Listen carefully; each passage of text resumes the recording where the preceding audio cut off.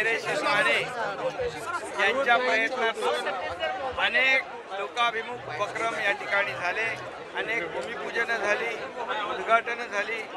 लोकांना हवे असलेली जी काही कामं आहेत, विकासाचे प्रकल्प, ते पुढे नेण्याचं काम धैर्यशील माने त्यांच्या मतदारसंघामध्ये आज केलं. त्यांना मी शुभेच्छा देतो. महिला दिनाच्या देखील शुभेच्छा. महाशिवरात्र असताना देखील हजारो महिला त्या कार्यक्रमाला आल्या होत्या. त्यांना मनापासून मी शुभेच्छा देतो आणि म्हणून आपल्यालाही मनापासून सगळ्यांना शुभेच्छा. दिल्लीला बैठक जी आहे ती बैठक महायुतीची बैठक आहे, त्यामुळे कुठलाही काही आमच्यामध्ये समन्वय आहे, काही चिंता नसावी, सर्व ठीकठाक.